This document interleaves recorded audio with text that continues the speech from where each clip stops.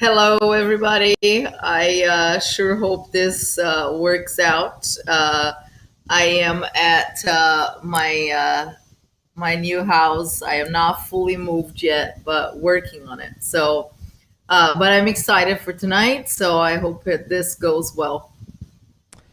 Yes, this is a super cool concept. As you guys noticed, I think it was about 2 weeks ago, Simone announced that she was looking for people to submit videos of them playing so that way she can kind of coach and analyze the different points to be able to help you out. And luckily, you guys came through. And I'm going to do a quick little introduction as to kind of what we're looking for going forward. We want to make sure that if you're going to submit videos, they are shot in landscape, not portrait, landscape preferably. That the videos have all four players on the court showing up in the video. And we want to make sure that you can let us know exactly what it is that you would like help with, whether it's your third shot drop, whether it's your footwork, whatever the topic. We just want to make sure that you let us know what we can help you with, because I'm sure that if Simone looked at different things that we could all consistently improve on. No, they're so good. Oh boy. And just to let you know the way that you can submit these videos, you can email over to Eddie at eddieandwebby.com. Maybe in the future we'll have a different email address for these, but for right now, go ahead and send it there. And you can either upload it to YouTube. You can try and email it to me directly if there's, if the video file is small enough. You can. Oh, did we lose you there for a second? I froze it for a second. Sorry. That's okay. I have no luck. Internet. You guys okay? Oh my goodness. Yeah, we're all good here. No, I was asking if there's anything that you want to be able to go over before we jump into our first video. No, again, I think this is something, we're always looking for something, always right. It's just more so that I do believe that I can help, and I have the experience, coaching and playing. So I hope that this is what you guys are looking for. So let's get the show on the road. All right, sounds good.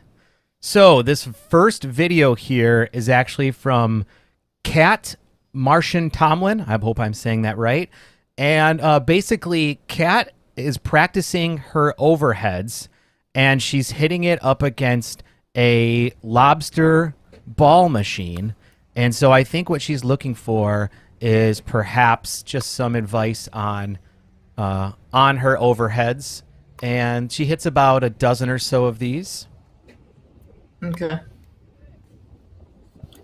And Kat, so I don't know the situation here with the lobster, but there's a couple of things that I would make the adjustment. So footwork wise, that she would be better off, like you'd be better off starting at the kitchen line and actually working on your footwork going back, because in a stationary area where she is, she's getting the repetition, but it's not as real being in a game situation. So the friend that I would make is starting off on the at the kitchen line. Then as far as, so that, because again, where she is there, the footwork looks good. But if she was to do the same footwork at the kitchen line, she would probably step in the kitchen. Does that make sense? Mm-hmm. It does make sense. Yep. So, yeah, so going backward versus going forward. There you go. So, like, now she's forward. Yeah, so see, that is the issue there. So you see how she just jumped up with both feet? So instead of doing that, it's turning her body first. So that way, because right now, so all she's using is arm on that overhead. Mm-hmm. So the first thing that I would want her to do is take her right foot and pivot and turn her body face the fence over there, and then when she comes through, her body should then turn forward. And I think there is, I think a really good video that we have with contact up front and the wrist snap. Gotcha. Great advice, Kat. So, Hopefully that was very helpful there. Just give you guys a quick update. and Yeah. I highly recommend. I really recommend her just kind of when she's doing this to start right off the kitchen line, which is makes it much more realistic. Gotcha. So stand right at the kitchen line, almost like she's Because just finishing a dink, right? Yes, because I would want her to practice also on her overheads, practice going back. So she would have to use her footwork going back. Gotcha. Great advice. And again, Kat, we can do a part 2. That is not a problem. But I need her to start from the kitchen line and then go back. Because one thing that we emphasize is no back paddle, right? No back paddle whatsoever. So that's why the first movement is to turn to the side, to turn the body sideways. So then the left shoulder is actually facing the court. And then as she goes up, then now she's more like her chest should be facing that fence that she's got on the view of the video. Awesome. Great advice. And as Simone said, there is a video on the YouTube channel. If you just search for overheads on there, I'm sure you'll find it, and it gives a lot of great details on how to hit those.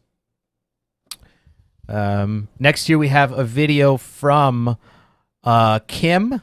Last name is SZE. I don't know how to pronounce it, but Kim is actually from Brazil, Simone. So do you know the proper pronunciation of that last name? How do you? What was the? Oh, Brazil.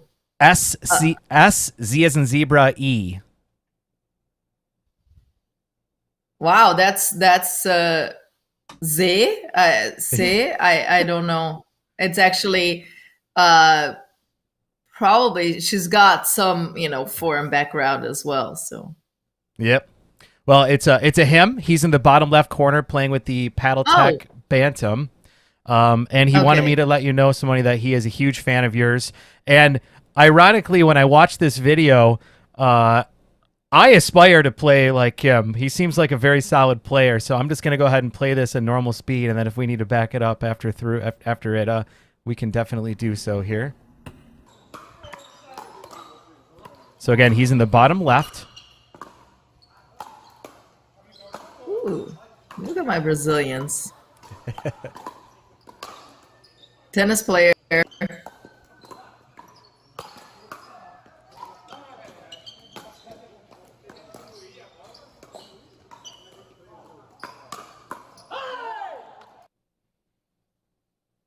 Nice.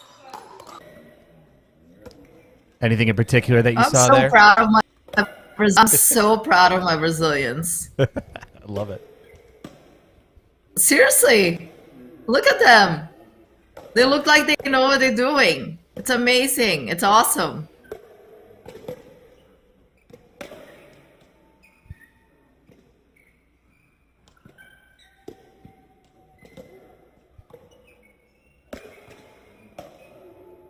So I'm guessing he wants more, a little bit more tactics, possibly. Yeah, that's my assumption too. Yeah. So, I mean, and again, with this point, honestly, he played pretty well. I would say the only thing is one we got, so that's good. I would say that this ball here, not this ball actually, one that was a little higher. Mm-hmm. So I think it's coming, that one.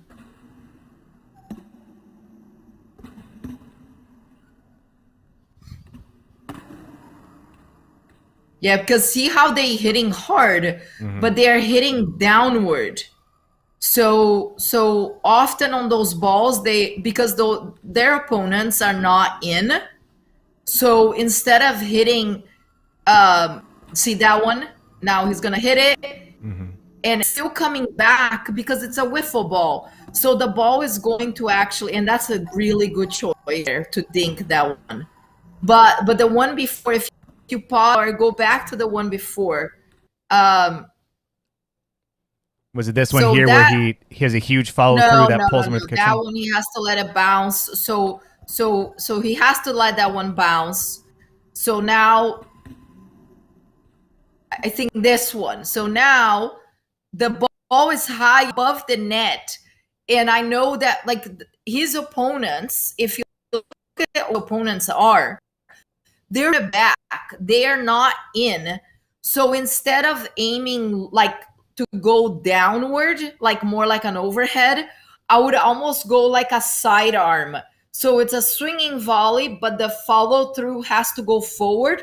So that way, when he's actually aiming this ball, he's actually hitting the guy's shoe, like not the, where the part where the gym is. So you see how short he hit in the kitchen.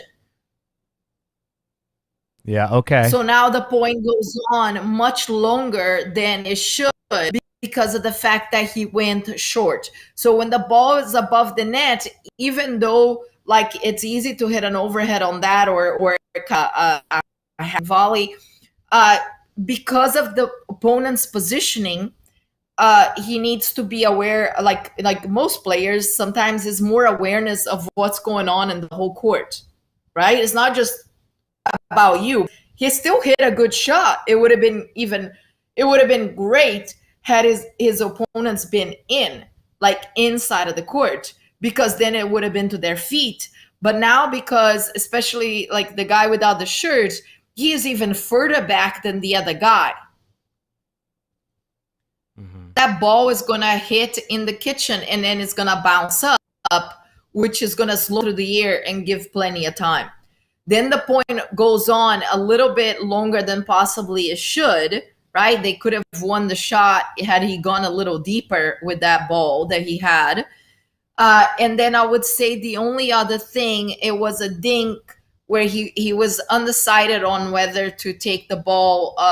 So if you keep going, so now it goes on. Good choice there. Very good choice. See, that one, he was going to take it out of the air and then he didn't. I would almost, I like that ball. And then he went down the line with that ball. I would say that and especially because he shifted towards the middle, I would take that ball cross court and shift. If he's going to shift to cover middle, that would be a better choice than going down the line. I mean, the guy in front of him, the guy without the shirt, he could have won that point if he had attacked that ball down the line, like Kim's that line. See, because look, Kim hit that ball and shifted middle. They were both cramped, like in the middle of the court. So again, I would just say that all around is more about, again, partner yourself, like position yourself to where you want to receive the ball. So if he sends that ball down the line, he has to be aware, like that one, that shifting middle. So that one, I would take it down, like cross court instead, and then come middle, but not hit it down the line and go middle. They were both in the middle. Gotcha. Okay. So if the guy across from him with no shirt on was, a top level player, he probably could have Or gone maybe behind he Kim. just, yeah, and I think possibly he didn't. That's, I would say that sometimes it's not even that. I think it's just that you are so worried about yourself that you don't really look at the other side of the court. So potentially the guy without the shirt didn't see Kim like move to the middle of the court, where he could have either like done a deeper dink down the line and it would have hurt him. I would highly suggest that you go cross court on that dink if he wants to cover that middle, or hit that down the line and stay put, stay in front of the ball. Got it. Great advice, and it looks like Kim is actually tuning in on YouTube. So hopefully, Kim, you were able to get some good nuggets from there. That was awesome. And is he on? Because does he? Did he write to you in English? Yes. Oh, awesome! Look at that. Now even prouder of my Brazilians. I love it. That's got to be cool seeing your home country represented here and the pickleball taking off over there. Oh, it's picking up. I think that's gotta be in Belo Horizonte. It looks like yeah, there's quite a few players there. That's awesome. Okay, the next video comes from someone that you're very familiar with on courts that you're also very familiar with, and this is from Betsy Ventura. And oh, Betsy! Yeah. Basically, she wasn't looking for any one thing in particular except for the fact that she was being picked on. There's actually a couple other faces on there that you'll recognize as well. Vanessa. I think she was playing with Vanessa. Yeah. Yeah. So I'll go ahead and play it. Oh, okay. So this is interesting. So apparently Chad already looked at this video. I looked at it a couple of months ago. Oh, so Chad looked at this video and already gave his critique. Now we got testing if our critique matches. All right. So for those of you guys who don't know who Betsy is, she is in a blue hat in the top right of the court. And I'm going to go ahead and play at normal speed. And then if we want to slow it down or anything, just let me know. Oh, against Maria.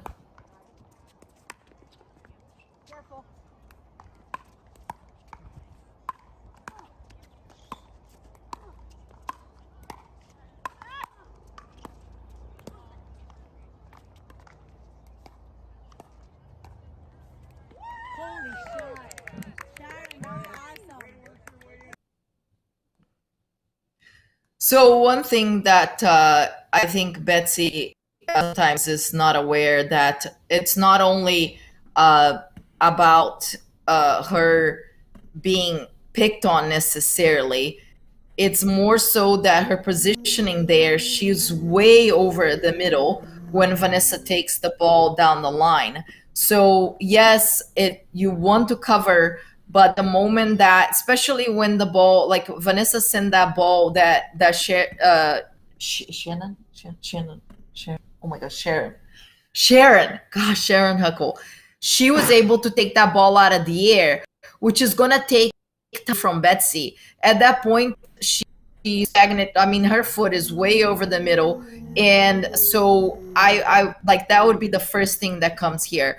The reason why also people don't understand that being on the left side, you are going to end up getting a lot more balls. It's just the game of pickleball tends to be played more so on that side. And the main reason for that is because most players have a backhand there.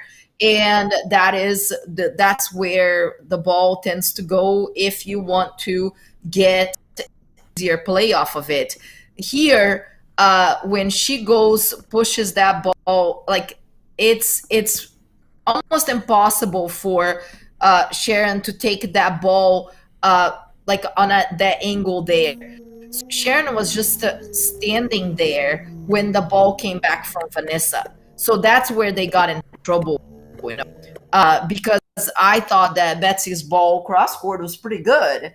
But then once, like, they have to read it way that if Sharon is taking the ball out of the air, Betsy kind of has got to move already. By the time I started moving, the ball was already. It was. There's also what I said. Correct. Out of the air. So yes. So that's kind of, in a way, I think that, in my opinion here, Vanessa could have definitely attacked that ball, and then I think they would have been fine. had that ball like out of the air that had been attacked. It's just that now look at all, and that middle is wide open at this point. But again, it's almost like going back to the other video that I just looked at. Sometimes in order to get better at this game, you gotta be looking at the whole court. You gotta be looking at the other side, because Sharon is just standing there. Now she's gonna take this ball out of the air, which is gonna take time away from them. And again, this becomes an issue because of the fact that now Betsy is there. So again, I think a lot of choices that happened with that ball, unfortunately, that Vanessa hit, that got her burned there. So I think that taking the ball, you gotta be aware of where your opponent is. Taking the ball when you have a full positioning, if you're taking the ball right back to your opponent, you lost your advantage. Now you're giving them the move. So that's kind of where, I think Vanessa was hesitant to attack, but had she attacked, I think the point would have played out completely different.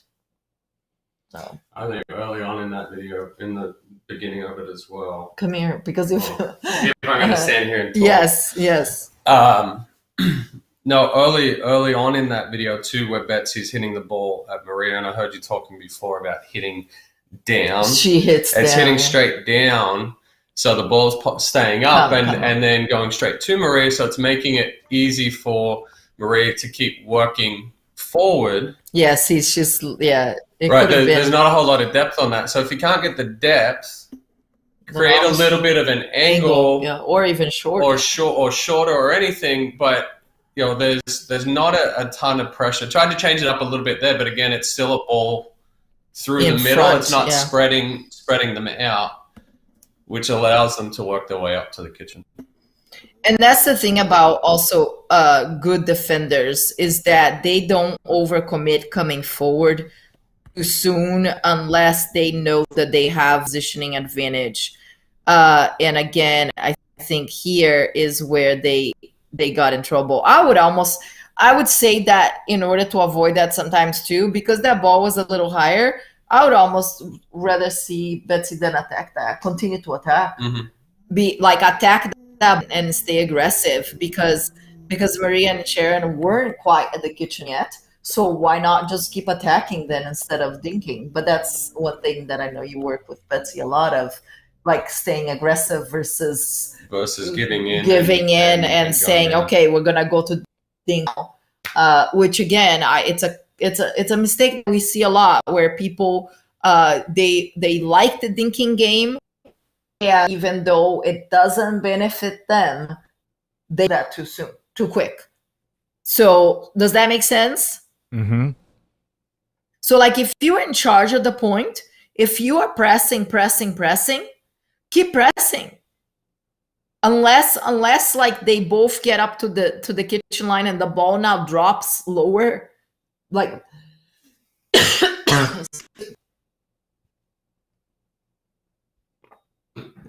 whoa. If the ball drops lower than the net, then sure. Then you may need to like, okay, I let you, like now you're gonna come in, because it's not me letting you. You kind of earned that opportunity. But in that case, I think the ball was still a little higher, so possibly she could have attacked it. But I would say that again, I think the play there could have been staying a little bit more aggressive.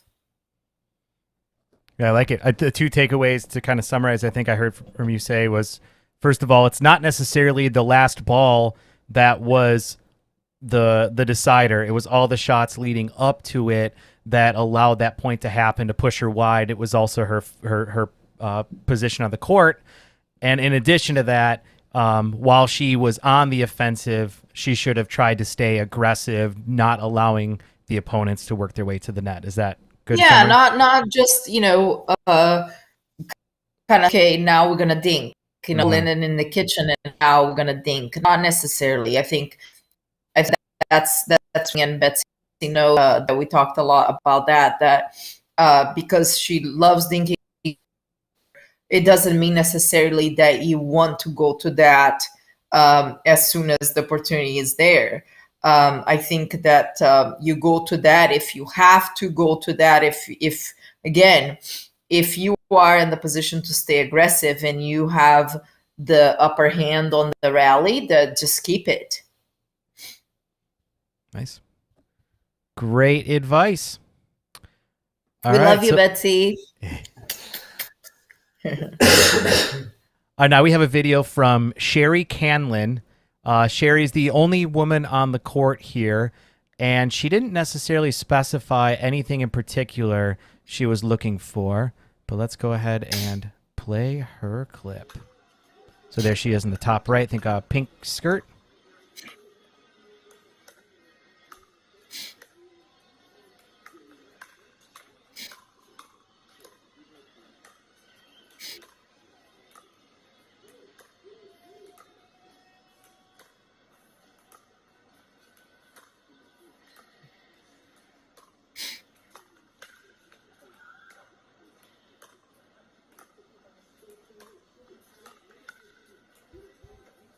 Ooh, I like that.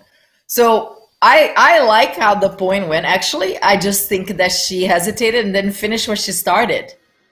So at the beginning, I was gonna say her base is really wide. She's kind of stuck, and then she got better. She got her feet closer together.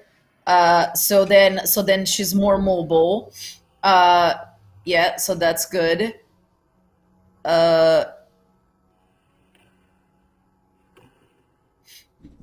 Moved back, that's good. That one a little bit of a reach, but then she backed up.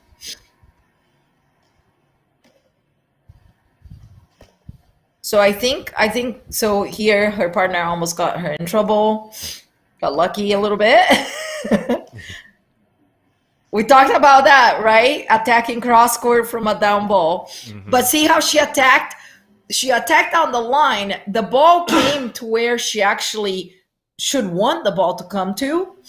I think that the biggest thing is finish what she started. So when she attacked that ball, now she's got to the angle that is coming from and how her partner is sitting a little bit back in. She's got to assume that ball is going to come back through the middle, and she needs to want that ball. I think that's one thing we see a lot. Somebody speeds. When you speed a ball up, you're not necessarily looking to end the point with the speed up. You're using it as a setup. Yep. So she crossed his body there, and then it came back to the middle. That's a good time where she can jump across and finish with the forehand. And that's where people get like so there's the black and white, right? Forehand always takes the middle, or is it the person like the axis? So because I think she thought the ball is going down, now this ball is my partner's.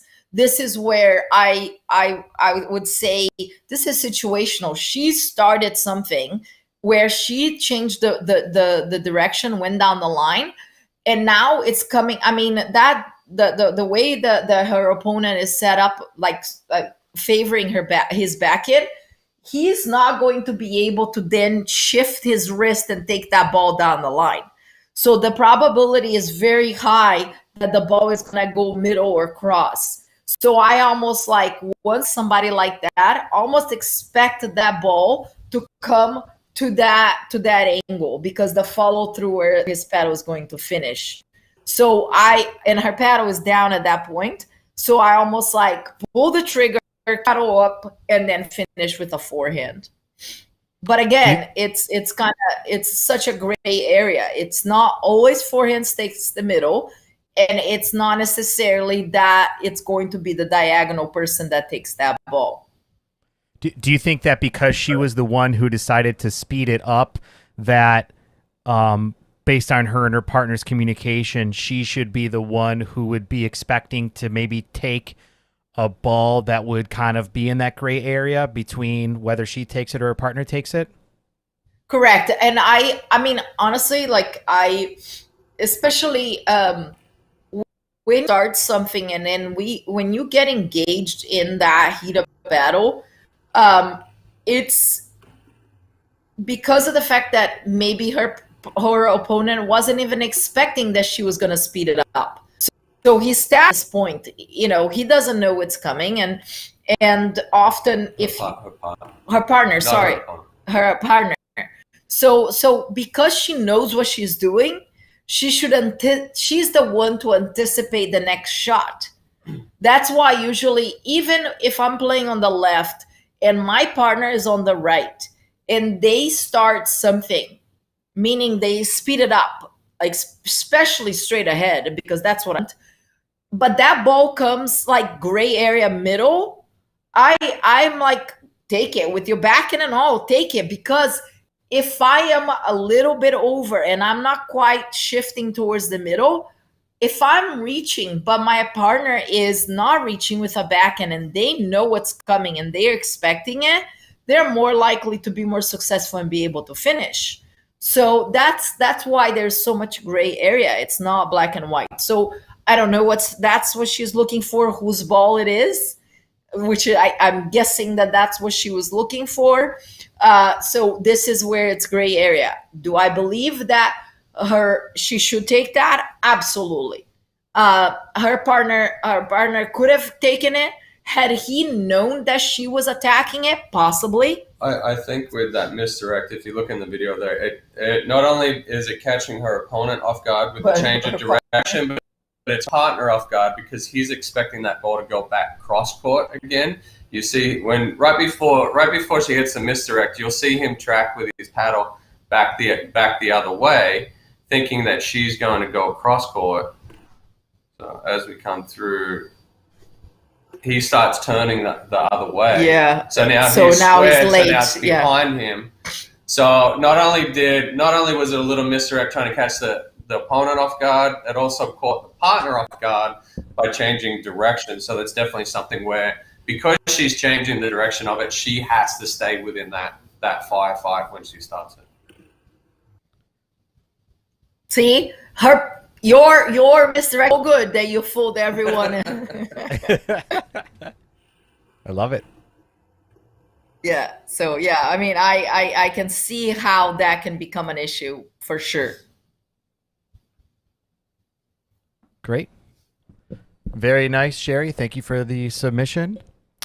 The next one we are going to go to is from Jacqueline Bradshaw. Jacqueline is in the bottom right, blue tank top with white shorts. She also didn't specify anything in particular, and she did win the point here, so we should take a look at this.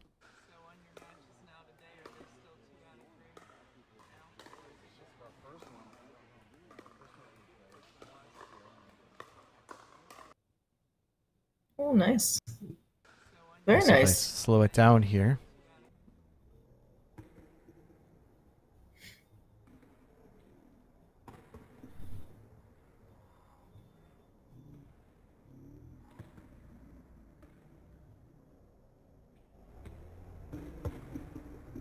If I was her partner, she wouldn't have taken the backhand. The other thing I was gonna say on that ball. I mean, her opponents. So her opponents totally misjudge her athleticism completely because they are covering. She's so far. They are way so far over. So I mean, she hit a great shot, but I'm guessing she's young. She's athletic. So she got to that ball with such ease that her opponents are over covering the middle, and I think the friend here is covering and around the post. So, but seriously, there's 17 different lines on that court, so I think we're playing the orange one. Oh yeah, orange. So yeah, I'm so confused. But even then, I mean, he's like way over. He takes another step even, right? Mm-hmm. Yeah. And he's moving as she's hitting the ball too. Yeah, it's just that they shifted way over. So again, I'm not sure what she's looking for here. But yeah, she hit a great shot. That is definitely she got there easy, that she had plenty of time ball. Is it a lower percentage shot? Quite possibly for a lot of the people may struggle with that mobility, but because she got there with such ease. No issue. I was going to point out one thing that she did really, really well to get to that ball quicker is, and I talk about it a lot. So her movement when she starts going, it's the come together of the feet. So when she moves, she ends up on a steady base instead of taking a wider first step with that right foot, and it's a lunge. The feet come together, and then we've got a good wide base. If you lunge and then all of a sudden you got such a wide base, it's a shuffle, and you're not going to get to that ball. Yeah, it looks a lot more like a grapevine than a shuffle. So she goes short, right, and then the left crosses in front, and then the goes lunge. Yeah, so that's really good footwork, and that's something that I know I talk about a lot. I know Simone talks about a lot, is trying to keep an athletic base by going. And a lot of time, if you're already starting with a wide base, if you want to go, your first movement is with your left foot, come together, so it keeps that wide. If you try to go right and move with your right foot first, when you've got that wide base, you're not going to get there. On that one where you said if you were her partner, she wouldn't hit that backhand. Mm-hmm. If you can go back just a little bit more, Eddie, potentially one thing to change there where her paddle is. So she's lined up on this side, and then it's a little bit late to the backhand. So potentially not sit so much on the forehand side when that ball's on the right side of the court. Because if that person speeds it up, she's not going to get to the backhand, and her partner's paddle's down at his knees. He's not going to get to a sped up ball there either. But I have to say that her partner knows her speed, because he didn't even move when she went. Did you see that? Yeah. He didn't even go anywhere. He's like, she got this. Yeah.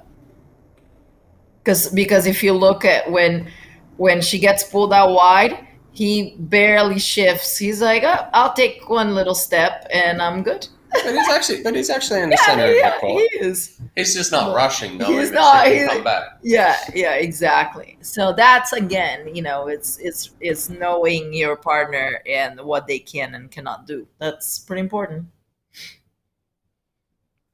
That's good stuff. Even though she didn't ask for any necessarily feedback, I think it's awesome to get your perspective on the things that she did really well, even to help with her and the audience to know what things to emulate when they're out on the court. Now, footwork is so underrated, and people don't understand that less is more. And especially in this case, I mean, she took 2 steps to get to a really wide ball, where most take maybe 3, 4, maybe 5. And then the only option that they have on that ball is to go down the line. So then they have to dink down the line, or they lob, or they bang down the line, because that's the only way that they can get the ball over the net. Where she was very efficient with her footwork, had plenty of time to then send that ball back cross court. So I think that the time is the big thing. I get a lot of people coming to me and saying that the game just moves too fast, and it's not that the game's too powerful. It's just that they feel like they're rushed all the time. So if you do feel like you're rushed, one of the things to focus on is footwork and getting better with your footwork, because then it gives you time. And when you've got more time, the game feels like it slows down for you a little bit. But if you're constantly moving or trying to catch up with a ball, or your movement's off, then the game just feels too fast for you. And that's where you try to do too much. You try to overhit. You try to make up for the lack of getting to that ball, or the lack of time. It's great stuff. And the last video we have tonight is from Crystal Gallagher. Crystal is on the top right in a blue tank top. She didn't necessarily specify anything in particular, but let's go ahead and play this video.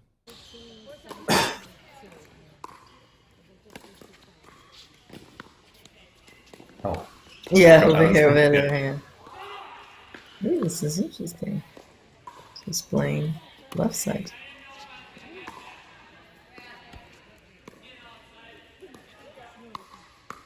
Yeah, so Way too many balls in the same position. but yeah, and also like I know it's so cliche, and I say this a lot.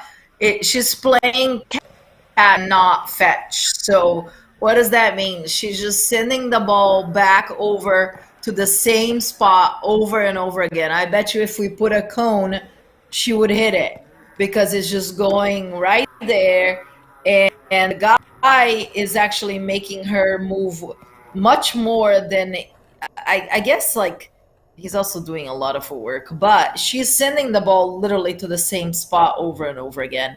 So, if she's gonna go diagonal, she's gonna stay committed to that.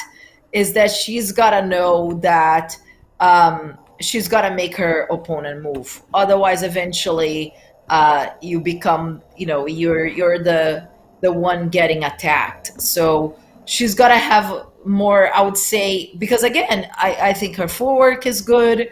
The dink itself looks good. So if I can, I wish I had something. So you see how she's hitting. It's you line it up with this, and it's the same every time.